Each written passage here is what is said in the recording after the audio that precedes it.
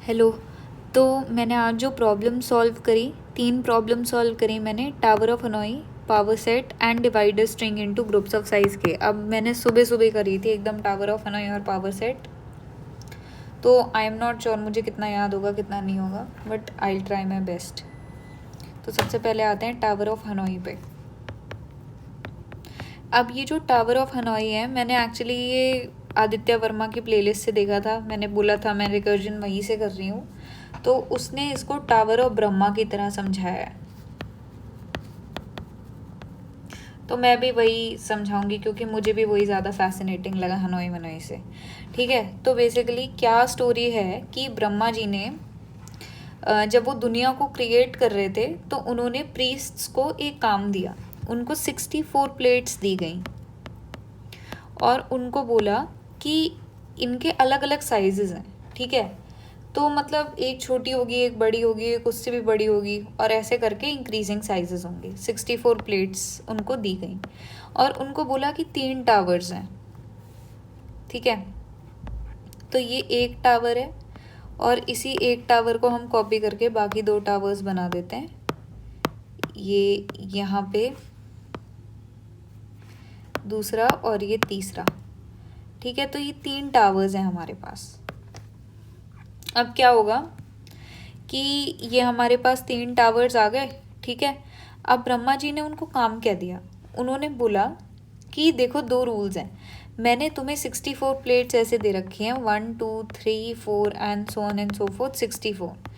And suppose कर लो कि ये जो 1 2 3 है इनके साइज हैं, यानी कि बेसिकली नीचे से ऊपर ये क्या हो रहा है, बढ़ रहा है साइज। ठीक है, तो ऐसा कुछ उन्होंने उनको दिया था। ठीक है, 1 2 3 and so on and so fourth 64 तक। एंड उन्होंने बोला कि 2 रूल हैं। क्या रूल है? पहला रूल ये है कि स्मॉलर प्लेट जो है वही बिगर के ऊपर आएगी, यानी कि इवन कभी प्रोसीजरली, यानी कि अगर तुम्हें सपोज कहीं प्लेट्स लगानी है तब भी तुम ऐसे नहीं कर सकते कि पहले इधर से हटा के 1 को रख दिया फिर मीनवाइल के लिए 2 को उसके ऊपर रख दिया, तुम रख ही नहीं सकते हो।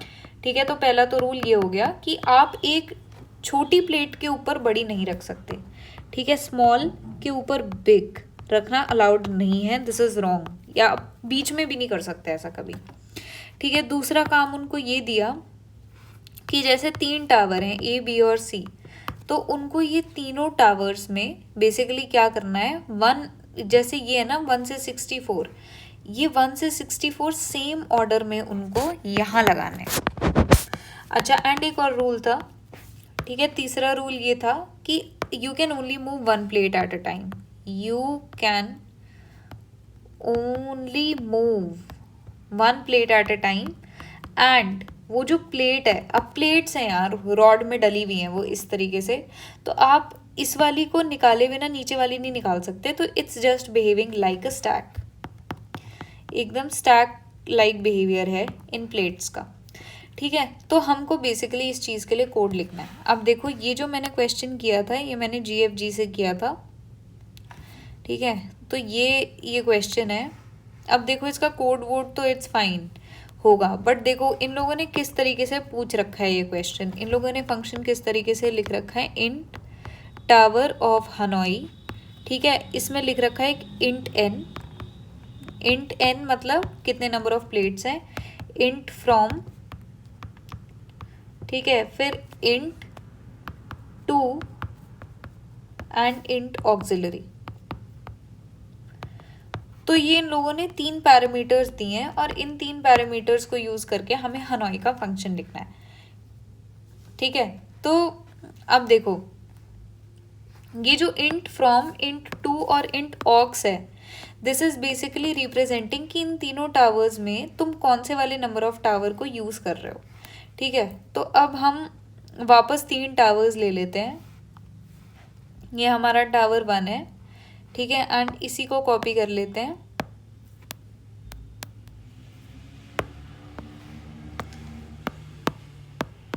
एंड अब हम कोशिश करते हैं कि हम कैसे इसका कोड लिखेंगे। ठीक है। तो मेरे को तो देखो ऑनेस्टली बता रही हूँ, सबसे पहले मेरे को ये समझ ही नहीं आया था कि ये इंट फ्रॉम इंट टू और इंट ऑक्स क्या है। मतलब मेरे ओपिनियन में तो कुछ ऐसा था कि 3 स्टैक्स बनाएंगे और फिर उसके बाद करेंगे, बट एक्चुअली ये फ्रॉम टू और ऑक्स, तो वैसे समझ लो जैसे 1 2 और 3 नंबर के टावर हैं। ठीक है, अगर मैंने ये बोला कि मेरे को 64 प्लेट्स को 1 से 3 में पहुंचाना है, तो मैं उसमें क्या करूँगी, मैं उसमें ऐसा कुछ पास करूँगी, टावर ऑफ हनोई, मैं इसके अंदर लिखूँगी 64 फ्रॉम, देखो ऊपर लिखा हुआ है फ्रॉम टू और ऑक्स, ये ऑर्डर है। तो यानी कि मैं बोलूँगी कि मुझे फ्रॉम 1 मुझे कहाँ तक पहुँचाना है 3, एंड ऑक्स मतलब मैं किसको यूज़ करके पहुँचाऊँगी, तो मैं 2 को यूज़ करके पहुँचाऊँगी, और वो हम अभी ड्राई रन में देखेंगे कि ये क्यों हो रहा है। ठीक है, वो अभी हम देखेंगे कि ड्राई रन में क्यों हो रहा है। एंड बेसिकली जो ब्रह्मा जी ने उनको काम दिया था वो 1 से 3 का ही दिया था। ठीक है, तो इतना तो हम समझ गए। ठीक है,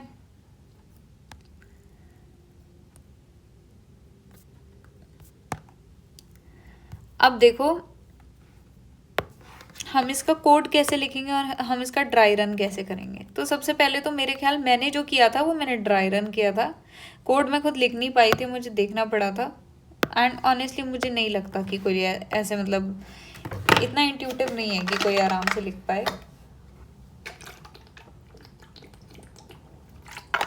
तो पहले तो क्या होगा कि सपोज हम n इज इक्वल टू 1 की बात करें।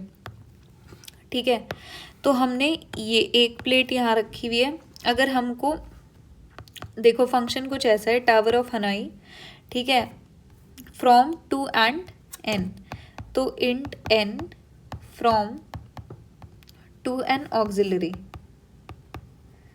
ऐसा फंक्शन दे रखा है।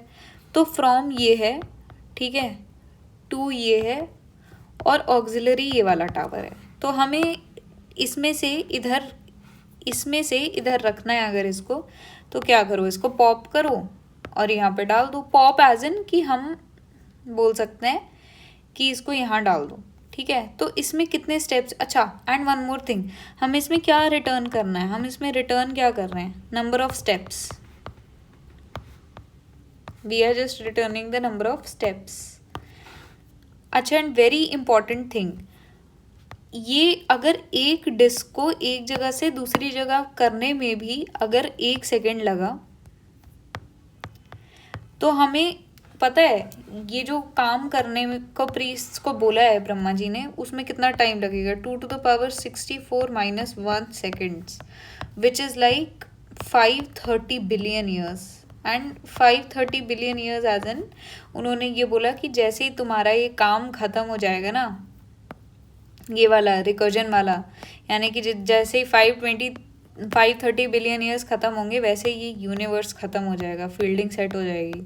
जस्ट इमेजिन अगर प्रीस्ट ने ऑप्टिमाइजेशन लगा दी, इस पर डीपी लगा दी, फिर तो हमारी फील्डिंग सेट है भाई। तो यही है ये टावर ऑफ हनोई। हमने n इज इक्वल टू 1 के लिए देख लिया, एक स्टेप है, यानी कि हमारा बेस केस तो आई थिंक हमें मिल गया। ठीक है, तो बेस केस क्या होने वाला है, हम लिखेंगे if n is equal to 1 return 1। ठीक है, तो मतलब एक ही हमको उसके अंदर वो करना पड़ेगा। ठीक है, अच्छा अगर 1 नहीं हुआ, फिर अगर 2 हुआ, फिर क्या करेंगे देखना।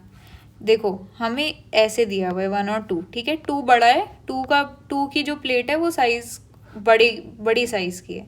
अब हमको क्या करना है, हमको इधर इनको रखना है इस ऑर्डर में 1 और 2 में। तो हम क्या करेंगे, देखो हम उसके लिए क्या करेंगे, हम पहले 1 को यहाँ से निकाल के यहाँ डाल देंगे, क्योंकि 1 के नीचे कोई है नहीं तो 1 यहाँ बैठ सकता है आराम से।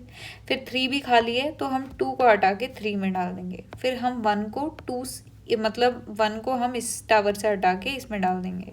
ठीक है, वेरी प्रिसाइजली अगर मैं इन टावर्स को 1 2 3 ना लेबल करके 2 फ्रॉम और ऑग्स करूँ, तो ये टावर फ्रॉम था, ये टावर 2 था और ये टावर ऑक्स था। अब देखा ऑक्स का क्या काम है।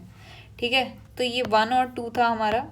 अगर मेरे को 1 और 2 को इसी ऑर्डर में, और वो भी बिना बड़े को छोटे के ऊपर रखे, अगर यहाँ डालना है, तो देखो ऐसे तो मैं कर नहीं सकती कि 2 और 1 को पूरा ही निकाल दूँ, तो मैं पहले 1 को यहाँ निकाल के यहाँ रख लूँगी, फिर उसके बाद मेरे को क्योंकि यहाँ पे बनाना है तो इसीलिए मैं 2 को यहाँ रखूँगी, और फिर उसके बाद मैं 1 को यहाँ से हटा के यहाँ रखूँगी।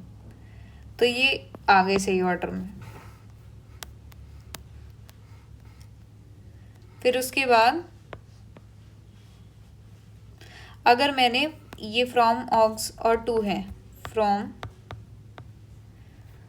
ऑक्स और टू है, ठीक है, और इसमें कितने स्टेप्स लगे, देखो पहले मैंने 1 को यहाँ से यहाँ रखा तो 1 स्टेप लगा, फिर मैंने 2 को यहाँ से यहाँ रखा तो 1 स्टेप लगा, फिर मैंने 1 को यहाँ रखा तो 1 स्टेप लगा, 3 स्टेप लगे। तो बेसिकली इन जनरल अगर हमें n प्लेट्स रखने होते हैं तो 2 to the power n-1 steps लगते हैं। हम एक बार इस वाले में भी देख लेते हैं, इसमें n इज इक्वल टू 3 लेके देख लेते हैं। तो हमारा यहाँ 1, 2 और 3 है, ठीक है, तो हम इसमें स्टेप्स भी काउंट करते चलेंगे साथ में। तो हमारा सबसे पहले क्या है कि हमें 1 को हटा के आई थिंक यहाँ रखना पड़ेगा, फिर उसके बाद हम 2 को यहाँ रखेंगे, फिर उसके बाद हम 1 को यहाँ रखेंगे, फिर उसके बाद हम 3 को यहाँ रखेंगे, नहीं एक्चुअली हाँ ठीक है, फिर उसके बाद हम 1 को यहाँ रखेंगे, फिर हम 2 को नहीं, तो हम बेसिकली ऐसा करेंगे कि हम 1 को यहाँ रखेंगे, फिर 2 को यहाँ रखेंगे, फिर 1 को यहाँ रखेंगे, फिर 3 को यहाँ रखेंगे, फिर 1 को यहाँ रखेंगे, फिर 2 को इसके ऊपर रखेंगे, फिर 1 को यहाँ ले जाएंगे। तो इसके अंदर हमारे 2 to the power 3-1 यानी कि 7 स्टेप्स हो गए होंगे, ठीक है। तो हमारे जैसे ये अपने आप में वैसे 6 स्टेप बनेंगे, बट क्योंकि हम 1 का भी काउंट करेंगे तो इसीलिए वो 7 बन जाएंगे, मतलब मैंने कुछ सोचा था ये लॉजिक, ठीक है। तो हमारे जैसे 1, 2, 3 हम एक बार काउंट करते हैं। तो सबसे पहले मैंने 1 को यहाँ रखा, 1 स्टेप हो गया, फिर मैंने 2 को यहाँ रखा, 1 स्टेप हो गया, फिर मैंने 1 को इसके ऊपर रखा तो 3 स्टेप हो गए, फिर मैंने 3 को यहाँ रखा, 4 स्टेप हो गए, फिर मैंने 1 को यहाँ रखा, 5, फिर ये 6, फिर उसके बाद ये 7, ठीक है। तो ये कितने स्टेप हो गए, 7 स्टेप हो गए। 2 to the power 3 यानी कि 8-1, 7 स्टेप हो गए, ठीक है। तो 2 to the power n-1 लगते हैं। अच्छा एक और चीज़, अब इसको तो हमने ऐसे डायरेक्ट करके देखा, ठीक है, बट एक चीज़ नोटिस करी, देखो यहाँ 1, 2 और 3 था, ठीक है। सबसे पहले हमने क्या किया, हमने देखो हमने क्या किया, पहले 1 को उठा के यहाँ रखा, ठीक है, और 2 वाले में नोटिस करना हमने क्या किया था, 2 वाले में नोटिस करना हमने क्या किया था, 1 और 2 था, ठीक है। हमने पहले 1 को उठा के यहाँ रखा था, अच्छा, फिर हमने यहाँ 2 को यहाँ रखा, हमने इसमें 2 को यहाँ रखा था, यानी कि उल्टे हो गए टावर, उल्टा ऑर्डर हो गया टावर्स का। इसका कुछ मतलब है, ठीक है, इसका कुछ मतलब है, ये देखो क्या मतलब है। यहाँ पे हमारा ये था फ्रॉम, ये था हमारा 2, ये था हमारा ऑक्स, ये यहाँ है हमारा फ्रॉम, ये हमारा है 2 और ये हमारा है ऑक्स। अच्छा ठीक है, एनीवे जस्ट एन ऑब्जर्वेशन, अभी देखते हैं आगे क्या होता है, ठीक है। तो हमारा जो है, फिर उसके बाद हमने इसको इसके ऊपर रख दिया था, तो ये सही ऑर्डर आ गया था। अब हमने क्या किया, हमने 1 को मीनवाइल के लिए यहाँ रखा क्योंकि हम रख सकते हैं। फिर उसके बाद हमने क्या किया, नहीं हमने यहाँ नहीं रखा 1 को, फिर उसके बाद हमने क्या किया कि 1 को यहाँ रख दिया, ठीक है। एंड यहाँ पे ये सेम चीज़ बन गई जो यहाँ थी, इजंट इट, ठीक है, नोटेड, इस चीज़ को नोट करके रख लो। फिर उसके बाद हम कह सकते हैं कि हमने 3 को यहाँ रख दिया, फिर उसके बाद इस पूरी चीज़ को उठा के देखो, पहले हमने इसको यहाँ रखा 1 को, फिर हमने 2 को पॉप करके ऊपर लगाया, बट हम लगभग ये बात भी तो कह सकते हैं कि हमने 1 और 2 को उठा के फिर इसके ऊपर रख दिया। तो मैं कहना क्या चाह रही हूँ, देखो रिकर्जन में हमारी 3 चीज़ें हमने सीखी थी, रिकर्जन में हमने 3 चीज़ें सीखी थी। सबसे पहले हमने चीज़ें सीखी थी बेस केस, दूसरी हमने सीखी थी हाइपोथेसिस, और तीसरी हमने सीखी थी इंडक्शन। तो ये जो स्टेप है ना, ये बेसिकली हमारा काइंड ऑफ इंडक्शन हो गया। देखो मैं क्या कहना चाह रही हूँ कि इधर मैंने क्या किया था कि मैंने पहले 1 को यहाँ प्लेस किया, फिर उसके बाद मैंने 2 को यहाँ प्लेस किया, फिर मैंने 1 को यहाँ प्लेस किया। तो बेसिकली मैंने इसमें भी वही सेम स्टेप्स किए। तो मैं कुछ ऐसा कह सकती हूँ कि अगर मैंने 3 को, देखो जब मैंने 2 के लिए पास किया था 1 और 2, तब मैंने जो भी मेरा अभी के लिए करंट वेव्स था, जो मुझे अभी के लिए कहीं टिकाना है, उसको मैंने ऑक्स में टिका दिया। नहीं, फिर उसके बाद मेरा जो मेन बेस बड़ी वाली प्लेट है उसको मैंने यहाँ टिका दिया, ठीक है, जहाँ मेरा 2 था, क्योंकि हम जहाँ 2 है वहीं पे तो नीचे बड़ी वाली प्लेट आनी चाहिए। फिर उसके बाद मैंने 1 यहाँ पे, यहाँ से निकाल के 1 यहाँ लगा दिया। तो अगर मैं 3 के लिए नोटिस करूँ कि हमने क्या किया, 3 के लिए हमारा 1 2 और 3 था, हमने काइंड ऑफ यही नहीं किया कि हमने 1 और 2 को उठा के यहाँ रख दिया, अभी के लिए हटा दिया, ठिकाने लगा दिया, और फिर उसके बाद थर्ड वाले को हमने 2 वाले टावर में डाल दिए, ये ऑक्स वाले टावर में 1 और 2 को डाल के, और फिर उसके बाद हमने 1 और 2 को यहाँ बिठा दिया। तो मैं ये नहीं कह सकती कि यार देखो हमारा जो फंक्शन है वो कुछ ऐसा है, हमारा इंट आंसर आएगा और हमारा फंक्शन, सपोज हमारा फंक्शन नेम ऐसा है, हमारा इंट n है, हमारा इंट है, एक तो हमारा 2 है, एक फ्रॉम है, तो फ्रॉम 2 और ऑक्स, ये तीनों है हमारे फंक्शन के अंदर, ठीक है, ये तीनों है हमारे फंक्शन के अंदर। तो मैं ये कह सकती हूँ कि सबसे पहले तो हमारा बेस केस आएगा, ठीक है, कि अगर हमारा n 1 है तब तो रिटर्न कर दो 1, अदरवाइज अगर नहीं है तो क्या करो, इंट m, यानी कि जितने नंबर ऑफ मूवमेंट्स किए उसको 0 ले लो, ठीक है, फिर m कर दो, m को अपडेट कर दो by how many steps, function of n-1। तो हमने देखो क्या किया, अगर हमको एक बात बताओ, अगर हमको n डिस्क्स को, जैसे मैंने 3 के लिए किया 1 2 3, ठीक है, मैंने क्या किया, फ्रॉम, ठीक है, तो मैंने क्या किया, मैंने अगर मेरे को n डिस्क्स, n यहाँ क्या है 3, n डिस्क्स अगर मेरे को फ्रॉम से 2 मूव करनी है, अगर मेरे को फ्रॉम से 2 मूव करनी है ऑक्स को यूज़ करके, तो मैंने क्या कहा कि n-1 यानी कि 1 और 2 को फ्रॉम से ऑक्स में डाल दो 2 को यूज़ करके, ठीक है, मैंने यही कहा ना, n-1 को फ्रॉम से 2 में डाल दो, फ्रॉम से ऑक्स में डाल दो, समझे यार, देखो 1 और 2 को बीच वाले में डाल दो, उसके डेस्टिनेशन ये बना दो अभी के लिए, और उसके लिए जो नया ऑक्सिलरी यूज़ करोगे वो 2 टावर हो जाएगा, और ये हो जाएगा यूजिंग 2, ठीक है।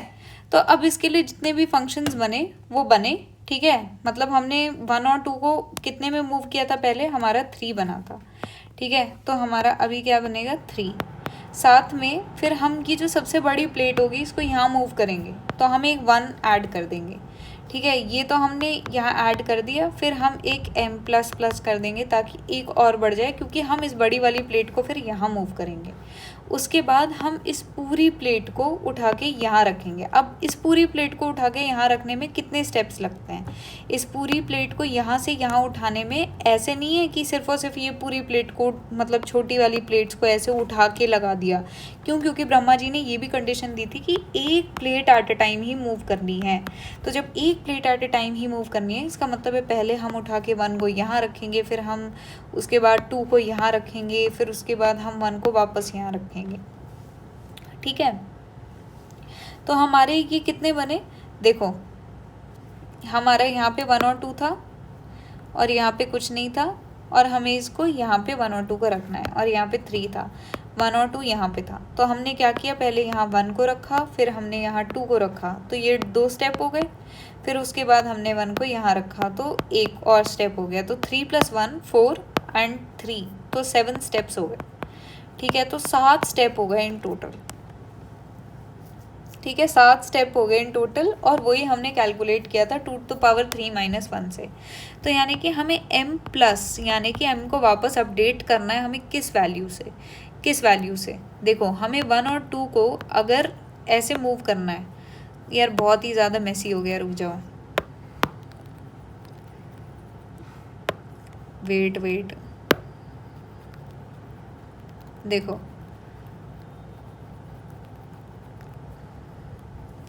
ये 3 टावर है, ठीक है, और ये है फ्रॉम, ये 2 और ये है ऑक्स।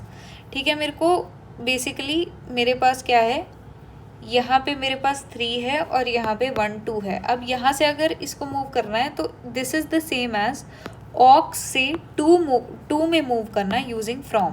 तो कहना है say it is same as function n-1, क्योंकि हम कितने एलिमेंट्स को मूव कर रहे हैं, 2 को, तो 2 को मूव करेंगे हम फ्रॉम ऑक्स से ले जाएंगे 2 में। ठीक है, ऑक्स से ले जाएंगे 2 में यूजिंग फ्रॉम, और जो भी एंड में ये सब करने के बाद हमारा m आएगा, हम उसको रिटर्न m कर देंगे। ठीक है, तो ये हमारा कोड हो गया, और ये जो है बेसिकली ये हमारा कोड है। देखो, मैंने एग्जैक्टली सेम चीज़ कही है। अच्छा, अगर हमारा n 0 होगा तब भी हम 0 रिटर्न कर देंगे, और अगर हमारा 1 होगा तब हम 1 रिटर्न कर देंगे, इसलिए मैंने n रिटर्न करवा दिया, और फिर मैंने लिटरली सेम चीज़ लिख रखी है यहाँ पे। ठीक है, तो this was tower of Brahma या फिर tower of Hanoi, I would like to call it tower of Brahma. ठीक है, तो this is checked off from our list, done. अब हमारा पावर सेट वाला क्वेश्चन है। पावर सेट वाला क्वेश्चन भी मेरे को देखना पड़ेगा, मेरे को याद नहीं है क्या था।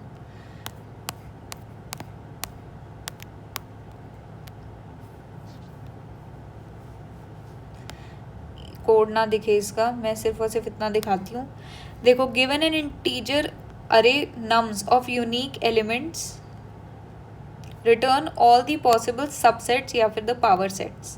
अच्छा, अब इसमें एक चीज़ है, ये सबसेट प्रॉब्लम है। ठीक है, जिसको सब ऐसे बताते हैं कि ये ए है, फिर ये बी है, फिर इसके इनपुट आउटपुट बनाते हैं एंड ऑल, तो वो वाला प्रॉब्लम है। ठीक है, तो इसके अंदर बेसिकली हमारा अप्रोच तो वही रहेगा कि हम रिकर्सिव ट्री बनाएंगे। बट एक चीज़ जो है, जो बहुत सारी वीडियोस में भी क्लैरिफाई किया गया है, बट आई थिंक मेरे को भी एक बार अपने रिवीजन के लिए भी एक बार क्लैरिफाई कर लेना चाहिए कि सब स्ट्रिंग, सब सीक्वेंस और सबसेट में क्या फ़र्क है, इन तीनों चीज़ों में आखिर फ़र्क है तो है क्या। तो सबसे पहली चीज़ तो सब स्ट्रिंग या फिर सब अरे वो होती है कि मतलब, या सब स्ट्रिंग का मतलब क्या होगा, स्ट्रिंग का एक पार्ट, सब स्ट्रिंग मतलब स्ट्रिंग का एक पार्ट। तो अगर मैंने लिख रखा है ABCD, तो मैं उसमें से क्या करूँ कि ABC उठा लिया, भाई सब स्ट्रिंग हो गई। बट मैं ऐसे नहीं कर सकती कि A उठा लिया और C उठा लिया, बीच में अगर B है स्ट्रिंग के अंदर, तो सब स्ट्रिंग के अंदर भी वो बीच में ही होगा। यानी कि पोजीशन भी मेंटेन होनी चाहिए, पोजीशन भी मेंटेन होनी चाहिए, कंटिन्यूटी भी मेंटेन होनी चाहिए। यानी कि एलिमेंट कंटिन्यूअस हैं तो कंटिन्यूअस ही रहेंगे। फिर उसके बाद सब्सिक्वेंस ये होता है कि अगर ABCD है तो उसमें पोजीशन तो मेंटेन रहनी चाहिए। ठीक है, पोजीशन तो मेंटेन रहनी चाहिए, बट कंटिन्यूटी मेंटेन ना भी रहे तो कोई फ़र्क नहीं पड़ता। एज एन अगर मैंने A और D ले लिए तो वो भी एक सब्सिक्वेंस है, अगर मैंने B और D ले लिए वो भी एक सब्सिक्वेंस है, अगर मैंने A और C ले लिए, बीच में B था बट मैंने उसको नहीं उठाया, इन दोनों को उठा लिया, तो वो भी एक सब्सिक्वेंस है। ठीक है, फिर उसके बाद सबसेट। अब सबसेट सबसे निराला है, सबसेट में ना पोजीशन मैटर करेगी और ना कंटिन्यूटी। यानी कि भाई जैसे कहते हैं ना, गर्लफ्रेंड बनानी है लड़की होनी चाहिए, बस यही कंडीशन है। तो अगर हमें सबसेट बनाना है तो ये जैसे हमारी स्ट्रिंग है तो इसका मेंबर होना चाहिए हमारा एलिमेंट, बाकी तो सबसेट है। ठीक है, बाकी तो सबसेट है। लाइक लिटरली सेट है।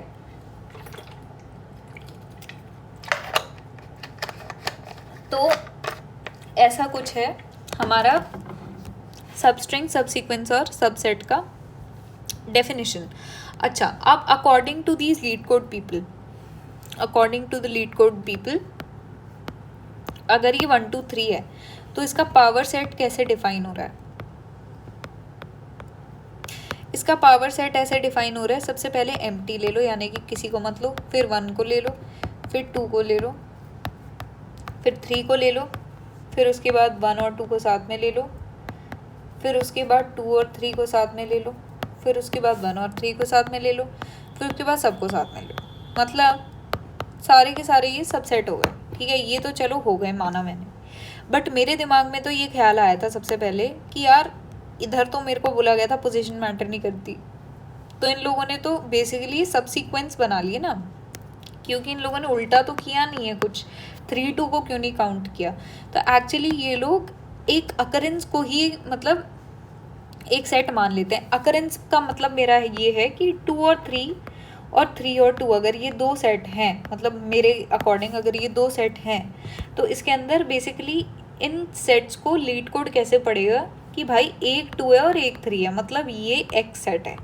अब अगर वो एक 3 और एक 2 भी देखेगा ना, तो भी वो उसको एक्स सेट ही मानेगा, यानी कि ये दोनों यूनिक ही माने जाएंगे, इनको अलग अलग कंसिडर नहीं किया जाएगा। इस लॉजिक से हमारे लीड कोड का क्वेश्चन चलेगा, ठीक है। अब हम इस पे वही करेंगे जो बेसिकली हमारा रिकर्जन का जो ट्री बना के मेथड होता है इनपुट और आउटपुट का। अगर किसी को नहीं मालूम तो मैं एक बार ज़रा सा समराइज़ कर देती हूँ कि ये इनपुट आउटपुट मेथड क्या होता है, या फिर लाइक ये रिकर्सिव ट्री वाला क्या मेथड होता है। सो सिंपली देखो, this is a game of choices and decisions, जिसके अंदर हमारे पास कुछ चॉइसेस होती हैं, ठीक है। हमारे पास चॉइस बहुत होती हैं, बट हम उन पे क्या डिसीजन लेते हैं वो हमारा कॉल होता है, ठीक है। तो अब जैसे हमारे पास एक इनपुट रहेगा और एक आउटपुट रहेगा, ठीक है। यहाँ पे हमारा आउटपुट रहेगा और यहाँ पे हमारा इनपुट रहेगा।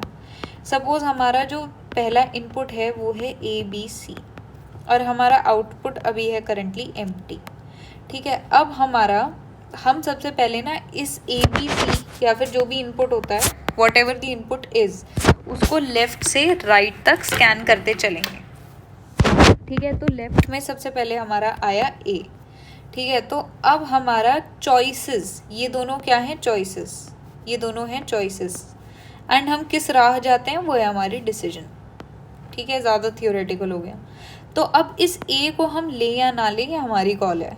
तो इसके बेसिस पे हम 2 ब्रांचेस बनाते हैं, या तो हमने नहीं लिया, ये वाला ब्रांच रिप्रेजेंट करता है, या तो हमने नहीं लिया, ये वाला रिप्रेजेंट करता है, हमने ले लिया, ठीक है। तो यहाँ पे एक नया आउटपुट आएगा एंड यहाँ पे एक स्मॉलर इनपुट SIP आएगा, मान लेती हूँ उसको स्मॉलर इनपुट कह रही हूँ, ठीक है। स्मॉलर इनपुट है, वो इनपुट ही वही IP ही है, बट वो स्मॉलर हो जाएगा, ठीक है। अब देखो आउटपुट के अंदर हमने क्या लिया, हमने कुछ भी नहीं लिया, अभी तो हमने A यहाँ पे लिया थोड़ी ना, एंड हमारा जो इनपुट है वो छोटा हो गया, सिर्फ B और C रह गया, यानी कि पहले वाले को स्कैन करने के बाद हम उसको मतलब इरेज कर रहे हैं वेक्टर के अंदर से, ठीक है। ये इसकी सिग्निफिकेंस है। अब देखो फिर उसके बाद हमारा यहाँ पे आउटपुट आएगा और यहाँ पे इनपुट आएगा, ठीक है। तो आउटपुट हमारा क्या आएगा, हमने यहाँ पे क्या लिया है एक, तो हमारा यहाँ पे A आएगा और हमारा जो इनपुट है वो अभी भी B और C ही है, ठीक है। फिर उसके बाद अब हम यहाँ पे भी 2 वो कर रहे हैं, हमारे पास 2 चॉइसेस हैं, ठीक है। अब हमारा इनपुट क्या है, ये B और C है, तो इसमें जो सबसे पहला एलिमेंट है वो है B, ठीक है। अब हमारा चॉइस ये है हम B को लें या ना लें। तो अगर हमने B को नहीं लिया, हमारा आउटपुट पहले ही खाली था, उसमें हमने और खाली डाल दिया तो कुछ नहीं बना, वो अभी भी खाली है, ठीक है। एंड हमारा इनपुट और स्मॉल हो चुका है, हमारा इनपुट सिर्फ और सिर्फ C बच गया है, ठीक है। अब फिर उसके बाद यहाँ पे आते हैं, अरे मतलब ये नहीं था, ये इसी का इनपुट था, ये आउटपुट था और ये इनपुट था, ठीक है, कि हमारा C बच गया। अब यहाँ पे क्या है हमारा, हमने सपोज बी को ले लिया तो ये बी आ गया एंड ये आउटपुट हो गया, इनपुट क्या हो गया स्मॉलर, ये हो गया सी। अब देखो ये है, अब सपोज मैंने यहाँ पे बी और सी बचा हुआ है, तो सपोज मैंने यहाँ बी को नहीं लिया, यहाँ ले लिया, ठीक है। तो यहाँ पे जो मेरा आउटपुट था ऑलरेडी वो मेरा ए तो था ही, ठीक है, और बी को मैंने लिया नहीं, साथ में मेरा जो इनपुट है वो क्या हो गया बी और सी, ठीक है, मेरा इनपुट हो गया बी और सी। फिर उसके बाद यहाँ पे मैंने क्या किया, आउटपुट मेरा हो गया, मैंने यहाँ पे बी को ले लिया तो यहाँ हो गया ए और बी, और इनपुट क्या रह गया मेरा बी और सी। कैसे, मैंने यहाँ पे बी का चॉइस, मैंने बी का डिसीजन ले लिया, यहाँ सिर्फ सी बच जाएगा, ठीक है, और यहाँ पे क्या बच गया सिर्फ और सिर्फ सी। अब हमारा यही लास्ट एक डिसीजन बचा है, उसके बाद हमारा ये पूरा ट्री ख़त्म हो जाएगा। फिर इसके बाद हम इसका कोड लिखेंगे कि हम इसका कोड बेसिकली किस तरीके से लिख सकते हैं। मैंने तो इस क्वेश्चन में बहुत टाइम वेस्ट किया था आज। फिर उसके बाद इस वाले क्वेश्चन के बाद है हमारा divide a string into groups of size के, वो तो बहुत सिंपल है, बट मेरा वाला अप्रोच थोड़ा कॉम्प्लिकेटेड है, मैं हुई थोड़ी पागल, ठीक है। तो बेसिकली सपोज इसके अंदर मैंने सी नहीं लिया, इसके अंदर ले लिया, तो आउटपुट क्या हुआ मेरा, इधर ए आया कि मैंने सी को नहीं लिया, और यहाँ इनपुट क्या आया खाली हो गया, ठीक है, इनपुट क्या आया खाली हो गया। फिर यहाँ पे मैंने ए तो था ही, सी को भी ले लिया, और यहाँ पे इनपुट क्या रह गया खाली हो गया, ठीक है। तो ये आउटपुट है और ये इनपुट है। अब ये जो आउटपुट है इसके अंदर दो होंगे, देखो सबसे पहले आउटपुट के अंदर क्या होगा कि मैंने ए बी, और देखो मैंने सी को नहीं लिया यहाँ पे, और यहाँ इनपुट क्या हो गया कुछ नहीं, ठीक है। फिर उसके बाद हमारे पास क्या है कि हमने सी को ले लिया, तो आउटपुट क्या होने वाला है इसका ए बी और सी, और हमारा इनपुट क्या होने वाला है कुछ नहीं, ठीक है। तो इसमें सारे के सारे जितने भी लीफ नोड्स हैं, ठीक है, कौन से लीफ नोड्स, ये, ठीक है, ये सारे के सारे ये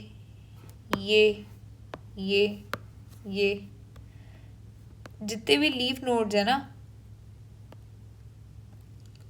अब देखो यहाँ सी बचा था, हमने पूरा डिसीजन लिया नहीं, जितने भी लीफ नोड्स हैं जिनके इनपुट में कुछ भी नहीं बचा हुआ वही हमारे फाइनल आउटपुट हैं, और वही सारे लीफ नोड्स हमें ये सब देंगे A B C, A B C, ए सी और ए बी सी। तो ये हमारे इसी तरीके से आएंगे। अब 1 2 3 का भी सिमिलर ही होगा।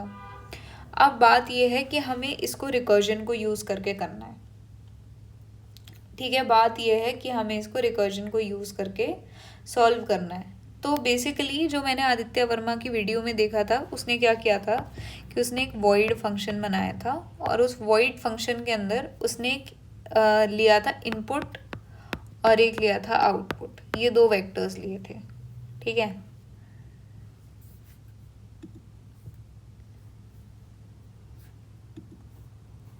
ये दो वेक्टर्स लिए थे। फिर उसके बाद क्या किया था कि सबसे पहले बेस कंडीशन लिखी थी, फिर उसके बाद इनको मॉडिफाई किया था, फिर उसके बाद रिटर्न किया था, ठीक है। तो सबसे पहले वो वाले फंक्शन पे नज़र डालते हैं, फिर उसके बाद मैं ये बताऊंगी कि मेरी गलती कहाँ हुई थी, फिर उसके बाद हम उस गलती को करेक्ट करेंगे, ठीक है। तो सबसे पहले फर्स्ट ऑफ ऑल हमारा वॉइड फंक्शन है, और इसका नाम सपोज सॉल्व रख लो, ठीक है। और इसके अंदर हमारे दो वेक्टर होंगे, एक है वेक्टर इंट इनपुट और एक है वेक्टर इंट एंड आउटपुट। अब ये इनपुट और आउटपुट क्या है, ये इनपुट और आउटपुट ये वाले इनपुट और आउटपुट है जो हमने सबसे पहले लिए थे। आउटपुट हम हमेशा एम्प्टी इनिशियलाइज करेंगे, और इनपुट हम बोलेंगे जो हमको जो भी स्ट्रिंग या अरे दे रखी है, ठीक है। तो अब हम क्या करेंगे, हम सबसे पहले इसमें बेस केस लिखेंगे। बेस केस हमारा क्या था, देखो हमने कब बेस केस हमने कब मतलब बेसिकली रिटर्न करना शुरू किया, जब हमारा इनपुट खाली हो गया। तो हम बोलेंगे if I P dot size equal to 0 then answer dot, then क्या करना है वो हम अभी देखते हैं। ठीक है, तो अगर हमारा जो इनपुट अरे है उसका जो साइज है अगर ये इक्वल टू 0 हो गया, तब हम क्या करेंगे, तब हम ये जो आउटपुट है ना इसको हम एक आंसर वेक्टर में पुश बैक कर देंगे। अब ये आंसर वेक्टर क्या है, बेसिकली लीड कोड पे जो इन लोगों ने क्वेश्चन पूछ रखा है उसके अंदर हमें इस फॉर्म में आंसर देना है, ये रिटर्न करना है, वेक्टर ऑफ इंटीजर्स। तो अगर वेक्टर ऑफ इंटीजर्स रिटर्न करना है तो मैंने ग्लोबल डिक्लेयर कर दिया वेक्टर ऑफ इंटीजर्स आंस, आंसर के लिए स्टैंड करता है आंस। ठीक है, तो मैंने क्या किया कि अगर ये है ना तो मैं आउटपुट को डायरेक्टली पुश बैक कर दूंगी आंस के अंदर। ठीक है, तो आंस डॉट पुश बैक ओपी। ठीक है, एंड फिर उसके बाद हम रिटर्न कर देंगे। फिर उसके बाद चलो ये तो बेस केस की बात हो गई। अब हम एक काम करते हैं, हम इस ट्री को देखते हैं और हम ये समझने की कोशिश करते हैं हम कर क्या रहे हैं। देखो बेसिकली हमारे दो टाइप के आउटपुट हैं। ठीक है, एक तो हमारा ये वाला है और एक हमारा ये वाला है। ठीक है, तो दो टाइप के आउटपुट हैं, ये एक है और ये दो है। तो हमने डिसाइड किया कि हम नाम रख लेते हैं इनका OP1 और OP2 और इन दोनों को वेक्टर्स बना लेंगे। ठीक है, इन दोनों को वेक्टर्स बनाने के बाद हम क्या करेंगे, इनको पहले एम्प्टी इनिशियलाइज करेंगे। अब OP1 में हम क्या कर रहे हैं, जो भी है OP1 हमेशा एब्सेंस को डिनोट कर रहा है, एब्सेंस एज इन कि हमने कोई चीज़ नहीं सिलेक्ट करी, एंड OP2 ये दिखा रहा है कि हमने सिलेक्ट करी। तो OP2 में हम ये जो फर्स्ट वाला एलिमेंट होगा इसको पुश बैक कर देंगे, जो इनपुट का फर्स्ट एलिमेंट होगा, यानी कि IP ऑफ 0 उसमें पुश बैक कर देंगे। फिर उसके बाद एक बार ये पुश बैक हो गया तो देखो हमने फिर उसके बाद इनपुट हर जगह छोटा कर दिया, हमने BC कर दिया सिर्फ और सिर्फ, और एक बार B का भी काम हो गया तो हमने सिर्फ और सिर्फ C कर दिया। इसका मतलब हम इनपुट का जो फर्स्ट एलिमेंट है उसको डिलीट कर देते हैं। ठीक है, तो इसको अगर हमें कोड में लिखना है तो हम बेसिकली इसको कैसे लिखेंगे कि हम सबसे पहले लिखेंगे वेक्टर ऑफ इंटीजर्स OP1 को भी पहले हम OP से इनिशियलाइज करेंगे। OP हमारा जो है यहाँ पे पास्ट है वैसे तो, बट जो हमारा एक्चुअल फंक्शन होगा उसके अंदर हम इसको एम्प्टी इनिशियलाइज करेंगे। ठीक है, फिर उसके बाद यहाँ हमारा एक वेक्टर ऑफ इंटीजर है। ठीक है, OP2, ये भी OP के बराबर है। ठीक है, अब हम क्या करेंगे कि हमारा जो इनपुट है, अब देखो हम OP2 में पुश बैक कर देंगे, OP2 डॉट पुश बैक हम कर देंगे IP ऑफ 0, यानी कि उसका 0th इंडेक्स। फिर उसके बाद हम IP डॉट इरेज कर देंगे, IP एक वेक्टर है तो IP dot erase IP dot begin +0, हमने फिर फर्स्ट वाला इरेज कर दिया। ठीक है, फिर उसके बाद इरेज करने के बाद हम क्या बोलेंगे कि ठीक है, अब फिर उसके बाद OP1 के लिए यही सॉल्व कर दो और OP2 के लिए यही सॉल्व कर दो। ठीक है, तो हम बोलेंगे कि सब या फिर वट एवर फंक्शन जो भी नाम है इसका, solve input comma output 1, and फिर हम बोलेंगे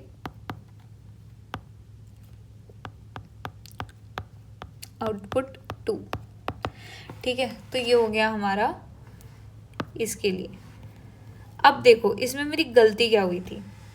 अब देखो आउटपुट तो हमने पास कर रखा है बाय रेफरेंस एंड इनपुट हमने पास कर रखा है बाय वैल्यू। ठीक है, तो मैंने ये गलती करी थी, मैंने दोनों को रेफरेंस से पास कर दिया था। मैं दिखाती हूँ क्या होगा अगर हम इनपुट को बाय रेफरेंस पास कर देंगे। देखो तो सबसे पहले हमारा इनपुट क्या था, हमारा इनपुट था 1 2 3। ठीक है, मैंने क्या किया, मैंने देखो 1 2 3 था तो सबसे पहले हमारा आउटपुट क्या था, एम्प्टी था, और इनपुट क्या था, इनपुट था हमारा 1 2 और 3। ठीक है, तो फिर उसके बाद हमने क्या किया, हमने सबसे पहले डिसीजन लिया कि हम 1 को लेंगे या नहीं लेंगे। अब देखना ये ध्यान से, तो हमने क्या किया कि 1 को एक जगह नहीं लिया, तो आउटपुट क्या आया वहाँ पे, कुछ नहीं। और हमारा इनपुट, अब इनपुट में हम क्या करेंगे, हम इनपुट में से इसको हटा रहे हैं। ठीक है, तो अब ये हट गया है। ठीक है, तो ये हो गया इनपुट, ये हमने इसको हटा दिया। ठीक है, और ये हो गया है 2 और 3। ठीक है, अब हमें इससे ये चीज़ समझ नहीं आएगी, बेसिकली हमें कोड पे वापस जाना पड़ेगा। तो सबसे पहले हमने क्या किया कि हमने इनपुट के ज़ीरो को इरेज कर दिया। अब हम सॉल्व करेंगे इनपुट कॉमा OP1। ठीक है, अगर हमने OP1 के साथ सॉल्व किया, यानी कि हमने आउटपुट 1 को, अब मैंने इसको अगर अपना न्यू आउटपुट माना, तो इसके अंदर एक नया OP1 और एक OP2 मिलेगा, ये मानते हो। ठीक है, ये नया OP1 और OP2 मिलेगा। अब ये क्या करेंगे कि ये जो OP1 और OP2 है, ये इनपुट को और छोटा कर देंगे, तो इनपुट और छोटा हो गया। फिर उसके बाद इनपुट क्या हो गया, खाली हो गया, एकदम एम्प्टी।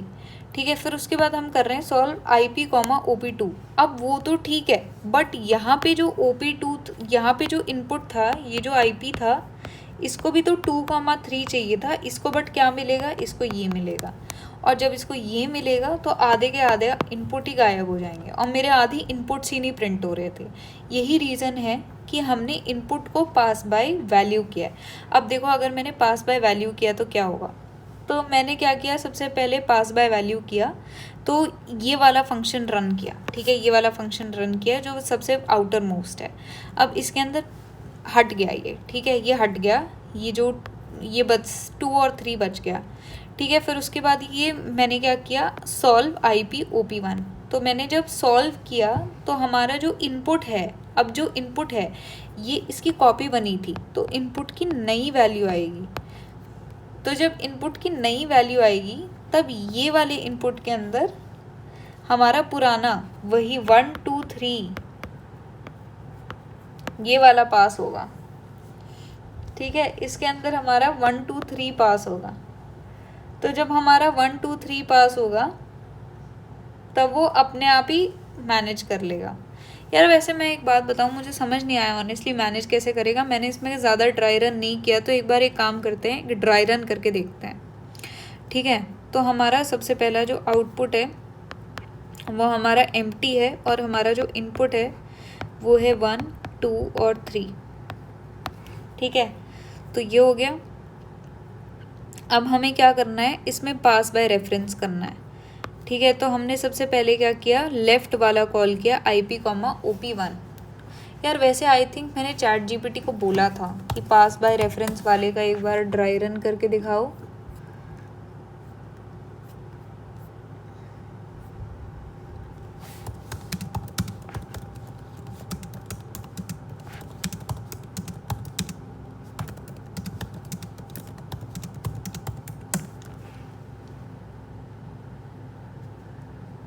अब ये कह रहा है कि हमने अगर इनपुट को वैल्यू से पास किया, तो बेसिकली पहले ये 1 2 3 आएगा। ठीक है, फिर उसके बाद आफ्टर इरेज ये 2 3 हो जाएगा। फिर उसके बाद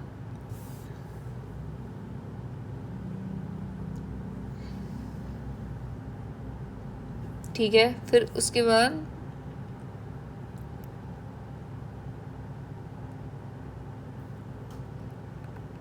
हाँ समझ गई। देखो, तो क्या है ना कि तुमने पहले क्या किया, ये IP है। ठीक है, तुमने एक बार इसकी एक कॉपी बना ली। ठीक है, एक बार इसकी एक कॉपी बना ली, फिर इसको डॉट पॉप डॉट वटेवर करते रहो। अब ये वाली कॉपी जो है यहाँ पे मॉडिफाई होती रहेगी, और यहाँ पे 3, पहले 1 2 3 थी, ये 2 और 3 बन जाएगी, फिर ये 3 बन जाएगी, फिर उसके बाद ये खाली हो जाएगी। ठीक है, ये पूरा का पूरा उसी तरीके से काम करेगा। बट जब ये OP2 के साथ होगा ना, जब ये लाइक वापस रन इसको वो करेगा, तब ये जो IP यहाँ पे था ना, ये IP डॉट इरेज, इसका एक नया कॉपी बन जाएगा। समझे कि नहीं? जैसे as an I want to say कि सपोज हमारा ये आउटपुट है और ये हमारा इनपुट है, ठीक है, ये हमारा आउटपुट और ये हमारा इनपुट, ठीक है, ये हमारा इनपुट। अब देखो हमने ये फर्स्ट टाइम फंक्शन कॉल किया है जो हमारा लेफ्ट वाला है, ठीक है, तो हमने इसमें आउटपुट 1 लिया है। अब हमारा क्या होगा, आउटपुट 1 क्या है, हमारा खाली है और हमने यहाँ से अपना पॉप बैक कर दिया था, ठीक है, तो पॉप्ड बैक है ये मान सकते हो, ठीक है, पॉप बैक है। अब क्या होगा कि इसमें से ये 2 को नहीं लेगा या लेगा, ठीक है, तो ये क्या होगा, ये नहीं लिया इसने एंड यहाँ 3 हो गया, ठीक है, हमने वापस पॉप बैक कर दिया और यहाँ इसने 2 को ले लिया और यहाँ 3 हो गया।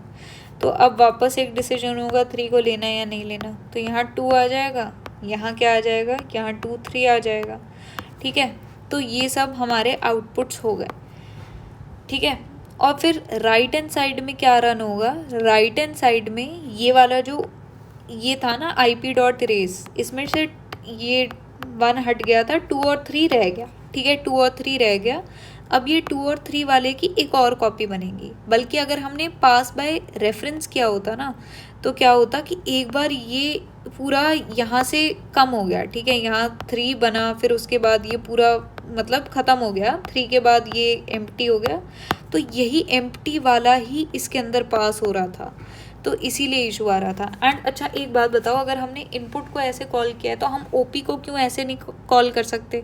क्योंकि जो आउटपुट है वो तो हम चाह रहे हैं कि मॉडिफाई हो बाय वैल्यू। एक बार वो भी हाथ के हाथ देख लेते हैं कि क्यों हम चाह रहे हैं यार। देखो क्योंकि ओपी पे तो हम कुछ कर ही नहीं रहे ना, लाइक लिटरली हमने ओपी पे कोई वो किया ही नहीं है, हमने ना ओपी को किसी फंक्शन में कॉल किया, ओपी का तो यहाँ कोई काम ही नहीं है। एक चीज़ करके देखें, मैं एक बार ये करके देखती हूँ कि इसको अगर मैंने पास बाय वैल्यू किया तो ये काम कर रहा है कि नहीं। ओपी को अगर मैंने पास बाय वैल्यू कर दिया, ओपी को एक बार पास बाय वैल्यू करके देखते हैं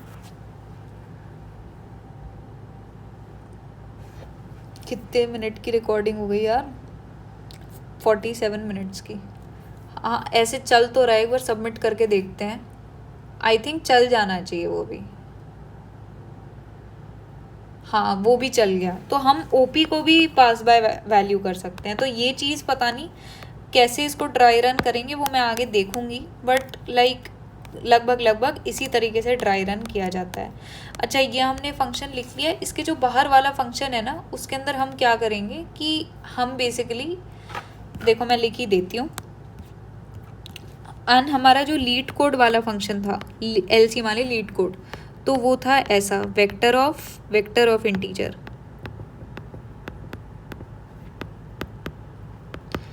ठीक है, and subset vector of integer and nums, यानी कि हमें ये अरे दे रखी थी 1 2 3 वाली जो है, तो मैंने क्या किया इसके अंदर वेक्टर बना लिया इंट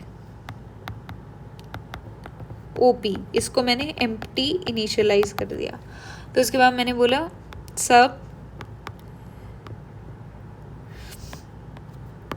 ठीक है, जो भी मैंने मतलब फंक्शन बनाया था ऊपर उसका जो भी नाम था, सॉल्व था शायद, तो सॉल्व मैं नम्स का करूँगी और ओपी का करूँगी, इनपुट कॉमा आउटपुट, ठीक है, एंड देन रिटर्न कर दूंगी आंस। ये आंस क्या था, आंस वो था जो मैंने ग्लोबली डिक्लेयर किया था, ठीक है। तो इस तरीके से हमारा ये हम फंक्शन इसका लिख देंगे। यार वीडियो बहुत ज़्यादा लंबी हो रही है तो I will not be able to post more than this. अभी लाइक एक क्वेश्चन बच गया है मेरा, देखो यहाँ पे ये पावर सेट वाला हो गया है, एक आज का डेली बचा है, एंड एक मैंने कोड फोर्सेस पे बहुत सही क्वेश्चन आज सॉल्व किया था, like it was really interesting. मेरे को थोड़ी सी हिंट मिल गई थी बट मैंने खुद ही सॉल्व किया था बाकी का, तो मैं वो भी शेयर करना चाहूँगी, तो मेरे ख्याल उसके लिए सेपरेट वीडियो बनानी पड़ेगी मेरे को, ठीक है। Okay bye.